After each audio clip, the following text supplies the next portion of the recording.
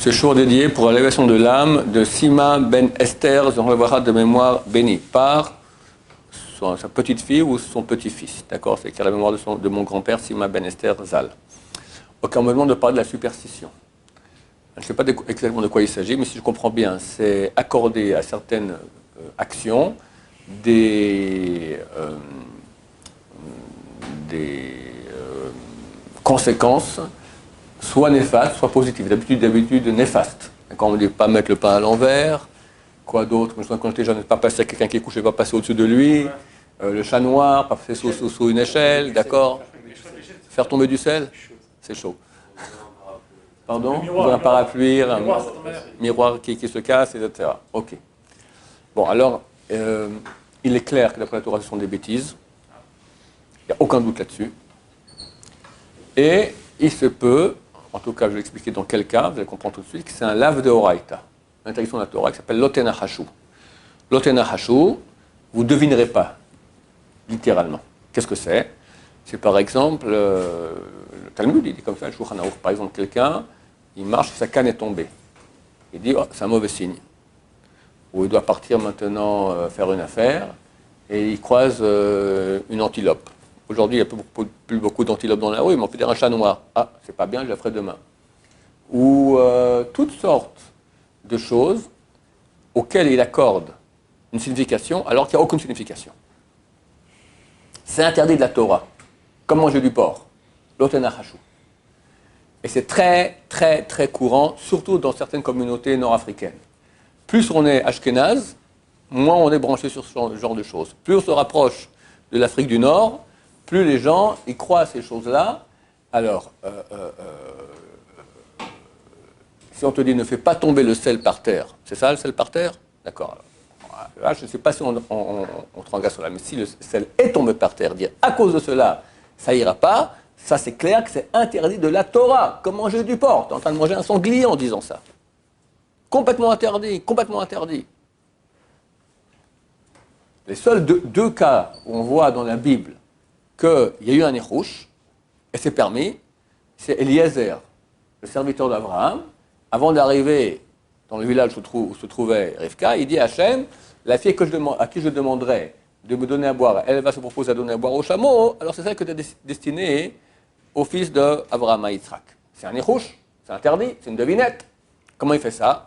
Parce que dans ce qu'il a dit, il y avait un sens. Il a dit, je veux voir si elle a des bonnes midotes. Si je lui demande une gentillesse, elle se propose, elle, d'aller donner maintenant à boire à 10 chameaux, c'est un boulot pour quelques bonnes heures de travail. Ça prouve qu'elle a des bonnes qualités d'âme.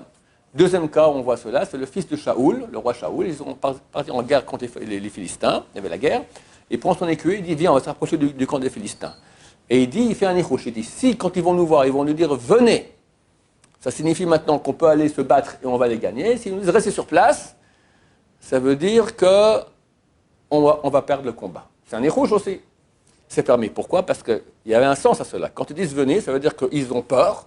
Et eux, ils n'ont pas quitté le camp pour venir voir, rester sur place. Nous, on vient voir qui vous êtes. Ça prouve qu'on se sent fort. Ils ont dit venez, ça veut dire que nous, dans le camp, on se sent en sécurité. Et donc, ils sont vulnérables. Et il est allé. Ils ont dit venez. Et il a dit c'est bon, on peut y aller. Et les deux sont rentrés dans le camp des Philistins. Et tout le camp des Philistins est parti en cacahuète. Ils sont battus entre eux. C'était une grande victoire pour le peuple d'Israël. Mais il y avait un sens. Mais si maintenant, tu vois une colombe passer, tu dis, si elle va à gauche, c'est bon, si elle va à droite, ça ne va pas. D'accord? Si demain il fait beau temps, c'est bon signe, je vais réussir mon affaire. Sinon, je repousse après-demain.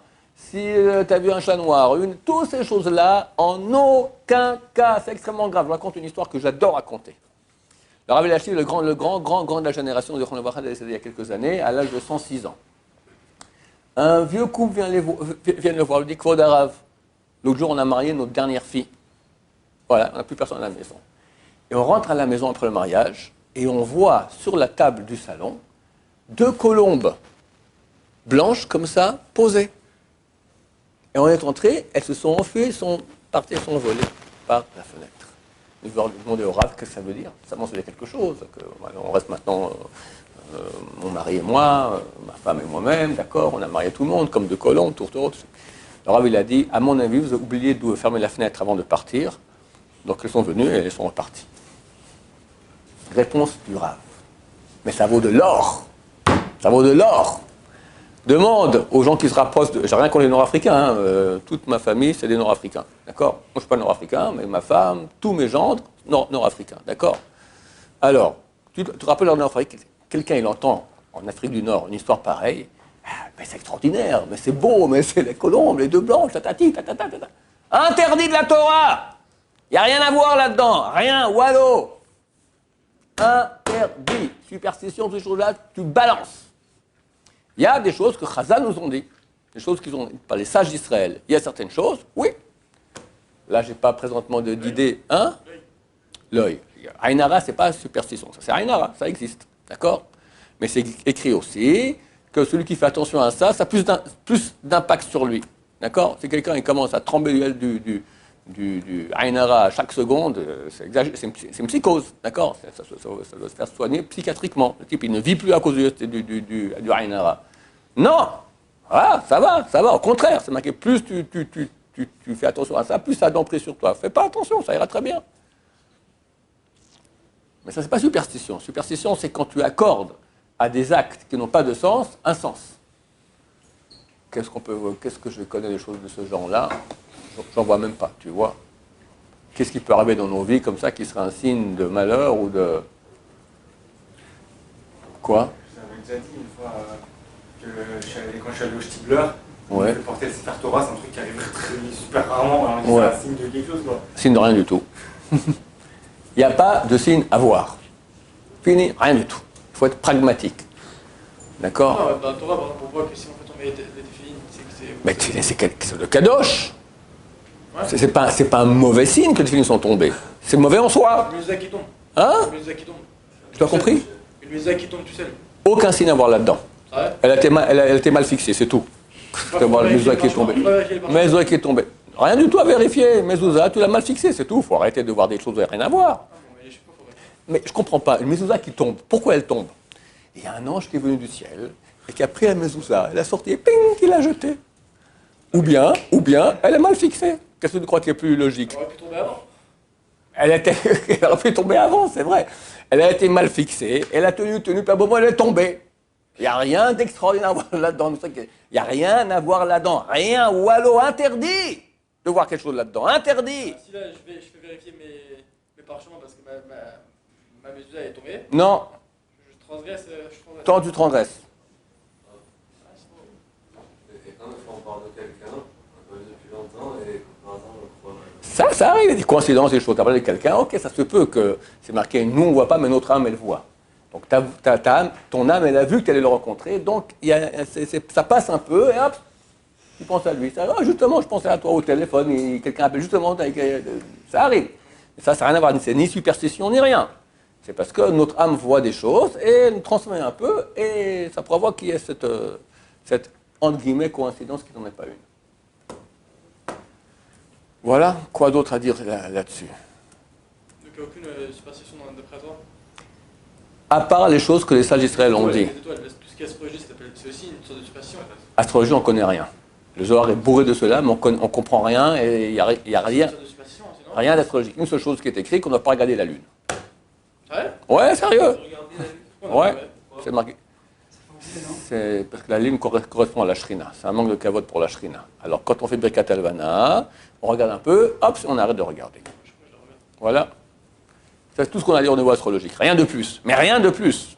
Et des choses, par exemple, quand on dit voir une étoile filante, ça... Un vœu, Ouais. interdit de penser à un truc pareil. Étoile filante vœu, nichouche, faux. Faux. C'est tellement crétin ces choses-là, je ne comprends pas comment des gens vivent comme ça. Tout ça, ça vient en plus, même pas de chez nous, d'où ça vient ça? C'est un truc des non-juifs, les vœux et les étoiles filantes. Et franchement, tu as fait une étoile filante, d'accord? Où est le rapport à ça? Tu veux faire un vœu, à cause de ça, un vœu, donc ça veut dire que tu fais une prière, c'est un désir, ça va se réaliser que l'étoile filante elle est passée. Non mais, le rapport avec la choucroute, il faut arrêter, il faut atterrisser. La mise est tombée, donc il faut la vérifier, l'étoile filante elle est passée, donc je peux faire un vœu. La Mezouza était... Attends, je t'explique, je pose une question. Si maintenant tu prends la Mezouza, tu mets dans une truc, tu la fixes avec des clous, très bien, d'accord? Ouais. Elle ne peut pas tomber. Ouais. Alors, maintenant, Hachem, il aurait voulu... Normalement, il aurait dû avoir un signe qu'il faut vérifier la Mezouza. Elle ne peut pas tomber, quoi? Elle va tomber quand même. Si elle est tombée, c'est qu'elle est mal fixée, point barre, c'est tout. Il n'y a pas à voir des trucs là-dedans. Moi, un jour, j'avais mes TF, mais je les donnais et ils sont tombés. Ok, Ouais. et je parlais du Rétélim. Et on m'a dit, enfin, le Rav qui était là, il m'a dit, c'est eux qui se sont, entre guillemets, jetés. Parce que tu m'avais dit. Excuse-moi de faire réagir comme ça. Les films se sont jetés, d'accord? Ping, tu tenais les films et ils ont sauté. Ah, écoute, c'est Walt Disney, d'accord? Le film qui saute de la main. C'est des comics, je comprends pas. C'est Non, des, c'est pas du tout c'est des films magiques, je comprends pas. C'est pas du tout nord-africain. Non, tu as fait un faux mouvement. D'accord, ça, ok, c'est ménage à même. Peut-être que ça vaut la peine de les vérifier. De toute façon, ça vaut la peine de vérifier bien. Mais quelqu'un qui a bien vérifié, qui sait qu'ils sont cachés, bien vérifié, d'accord? Et après quelques temps, boum, ça tombe.